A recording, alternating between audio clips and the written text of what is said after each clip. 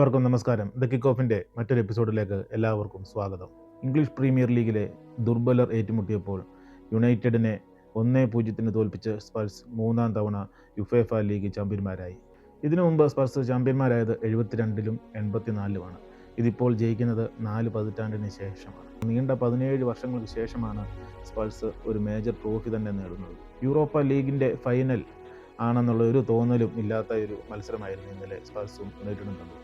സ്പേഴ്സിൻ്റെ ലക്ഷ്യം എന്താണെന്ന് ചോദിച്ചാൽ എങ്ങനെയെങ്കിലും ഒരു ഗോൾ നേടുക, അത് ഡിഫെൻഡ് ചെയ്യുക എന്നത് മാത്രമായിരുന്നു.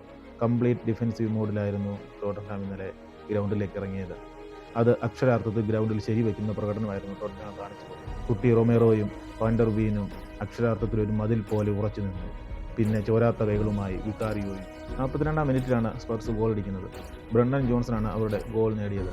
ആ ഗോൾ നേട്ടവും ബ്രൂണോ ഫെർണാണ്ടസിന് കിട്ടിയ ഒരു അവസരവും ഒഴിച്ചു നിർത്തിയാൽ വളരെ ബോറായിരുന്നു ആദ്യ പകുതി. ഒരു ഗോൾ നേടിയതിനു ശേഷം സ്പേഴ്സ് കംപ്ലീറ്റ് ഡിഫൻസീവ് മോഡിലേക്ക് അങ്ങ് മാറി. ആ ഡിഫൻസ് പൊളിക്കാൻ കഴിവുള്ള സ്ട്രൈക്കർമാരും മാഞ്ചസ്റ്റർ യുണൈറ്റഡ് നിരയിൽ ഇന്നില്ല. ഹോജ്ലുണ്ടിൻ്റെ ഒരു close range header van de Ven goal ലൈനിൽ വെച്ച് അക്രോബാറ്റിക് കിക്കിലൂടെ രക്ഷപ്പെടുത്തുമ്പോൾ യുണൈറ്റഡിൻ്റെ പതനം പൂർത്തിയായി. തൻ്റെ 2-ാം സീസണിൽ ഏതെങ്കിലും ഒരു മേജർ ട്രോഫി നേടുമെന്ന് പറഞ്ഞ പോസ്റ്റെക്കോഗ്ലുവിന് തൻ്റെ വാക്ക് പാലിക്കാനായി. പ്രീമിയർ ലീഗിലുടനീളം മോശം പ്രകടനം കാഴ്ചവെച്ച പോസ്റ്റെക്കോഗ്ലുവിൻ്റെ ടീമിന് ഇതൊരു ലൈഫാണ്. ഈ ഒരു മത്സരത്തോടു കൂടി വേറൊരു കാര്യം കൂടെ നടന്നിട്ടുണ്ട്. അടുത്ത സീസണിൽ ചാമ്പ്യൻസ് ലീഗ് കളിക്കാനുള്ള യോഗ്യതയും സ്പേഴ്സ് നേടിയിട്ടുണ്ട്. മാഞ്ചസ്റ്റർ യുണൈറ്റഡിന് ഡൊമസ്റ്റിക് ടൂർണമെൻറ്റുകൾ മാത്രം കളിക്കാം. വളരെ രസകരമായ ഒരു കാര്യം, പ്രീമിയർ ലീഗിൽ 21 മത്സരങ്ങൾ തോറ്റ സ്പേഴ്സ് ചാമ്പ്യൻസ് ലീഗ് കളിക്കുമ്പോൾ അതിനേക്കാൾ മികച്ച പ്രകടനം കാഴ്ചവെച്ച ടീമുകൾ ഇന്നും ചാമ്പ്യൻസ് ലീഗ് യോഗ്യത നേടാൻ വേണ്ടി പൊരുതിക്കൊണ്ടിരിക്കുകയാണ്. സ്പേഴ്സ് ഈ ചാമ്പ്യൻസ് ലീഗ് യോഗ്യത നേടിയോടുകൂടി മികച്ച കളിക്കാരെ സൈൻ ചെയ്യാനും അവർക്ക് കഴിയും. മാഞ്ചസ്റ്റർ യുണൈറ്റഡിൻ്റെ അവസ്ഥ ഒരു ഫുട്ബോൾ ഫാൻ എന്ന നിലയിൽ എനിക്ക് വളരെ വിഷമം ഉണ്ടാക്കുന്ന ഒരു കാര്യമാണ്. ഈ സീസണിൽ സ്പേഴ്സിനോട് ഏറ്റുമുട്ടിയ മത്സരങ്ങളിലെല്ലാം മാഞ്ചസ്റ്റർ യുണൈറ്റഡ് തോറ്റുപോവുകയായിരുന്നു. കഴിഞ്ഞ 6 മത്സരങ്ങളിലായി ടോട്ടൻഹാമിനെ തോൽപ്പിക്കാൻ യുണൈറ്റഡിന് കഴിഞ്ഞിട്ടില്ല. അതുമാത്രമല്ല, ഇംഗ്ലീഷ് ടീമുകൾക്കെതിരെ ഏറ്റുമുട്ടുമ്പോൾ യുണൈറ്റഡ് ജയിക്കുന്നില്ല. അവർ അവസാനമായി ജയിച്ചത് മാർച്ചിൽ ലെസ്റ്റർ സിറ്റിക്കെതിരെയാണ്. അതിനു മുമ്പ് ജയിച്ചത് ജനുവരിയിൽ ഫുൾഹാമിനെതിരെയാണ്. ക്രിസ്ത്യാനോ റൊണാൾഡോയും വെയിൻ റൂണിയും പോൾ സ്കോൾസും റിയോ ഫെർഡിനാൻഡും ബോബി ചാൾട്ടനും ഒക്കെ കളിച്ച മാഞ്ചസ്റ്റർ യുണൈറ്റഡിനാണ്, ചരിത്രങ്ങളുള്ള ലെഗസികളുള്ള മാഞ്ചസ്റ്റർ യുണൈറ്റഡിനാണ് ഇങ്ങനത്തെ ഒരു അവസ്ഥ വന്നിരിക്കുന്നത്. അമോരിമിന് ഇതൊരു അവസാന അവസരമൊന്നുമല്ല. അടുത്ത സീസണിലും അദ്ദേഹത്തിന് അവസരങ്ങൾക്കുണ്ട്.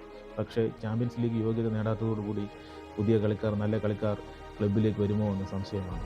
ഫെബ്രുവരി മുതൽ ക്ലബ്ബ് അമോരിമിന് മുൻപിൽ വെച്ച ഒറ്റ ലക്ഷ്യമാണ് ഈ യൂറോപ്പ ലീഗ്.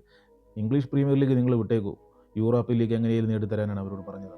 പക്ഷേ അത് നടന്നില്ല. ഇന്നലത്തെ മത്സരം ജയിക്കാഞ്ഞതോടുകൂടി ചാമ്പ്യൻസ് ലീഗ് യോഗ്യത നേടാത്തത് മാത്രമല്ല പ്രശ്നം, ആ യോഗ്യത നേടാത്തതുകൊണ്ട് വൻ ധനനഷ്ടമാണ് യുണൈറ്റഡിന് വരാൻ പോകുന്നത്. ഇന്നലെ യൂറോപ്പ ലീഗ് വിജയിച്ച സ്പേഴ്സിന് ലഭിക്കുന്ന 3.5 കോടി പൗണ്ട് ആണെങ്കിൽ റൗണ്ട് ഓഫ് 16 മാത്രം കളിച്ച ഫ്രഞ്ച് ക്ലബ്ബായ ലീഡ്സിന് കിട്ടിയത് അതിനേക്കാൾ ഇരട്ടി തുകയാണ്. അതുമാത്രമല്ല, അവരുടെ ജേഴ്സി സ്പോൺസർ ചെയ്യുന്ന അഡിഡാസിന് റയൽ മാഡ്രിഡ് കൊടുക്കുന്ന അതേ പ്രീമിയം പൈസ തന്നെയാണ് ഈ യുണൈറ്റഡിനൊക്കെ കൊടുക്കുന്നത്. ഈ ചാമ്പ്യൻസ് ലീഗ് യോഗ്യത നേടാത്തതോടുകൂടി അതിലൊക്കെ വലിയ ഇടിവുണ്ടാവും. ഈ ചാമ്പ്യൻസ് ലീഗ് യോഗ്യത നേടാത്തതോടുകൂടി വേറൊരു പ്രശ്നങ്ങളുണ്ട്. 1 കോടി പൗണ്ട് അവർ തിരിച്ചു കൊടുക്കണം. ചാമ്പ്യൻസ് ലീഗ് ഒന്നും കളിക്കാൻ കഴിയാത്ത യുണൈറ്റഡിലേക്ക് ഇനി ഏത് കളിക്കാരനാണ് വരുന്നത്? എന്തൊക്കെയായാലും ഒരു ഫുട്ബോൾ ഫാൻ എന്ന നിലയിൽ ഞാൻ പറയട്ടെ, യുണൈറ്റഡ് തിരിച്ചു വരട്ടെ. അവരുടെ ചരിത്രത്തോടും ലെഗസിയോടും നീതി പുലർത്തുന്ന താരങ്ങൾ വീണ്ടും വരട്ടെ. എന്താണ് യുണൈറ്റഡിൻ്റെ പ്രശ്നം? ടാക്ടിക്സ് ആണോ, അമോരിമാണോ, അതോ പ്ലെയേഴ്സാണോ? നിങ്ങളുടെ കമൻറ്റുകൾ രേഖപ്പെടുത്തുക, സബ്സ്ക്രൈബ് ചെയ്യുക, ലൈക്ക് ചെയ്യുക. അപ്പോൾ പുതിയൊരു വീഡിയോയുമായി വീണ്ടും വരാം. Bye bye.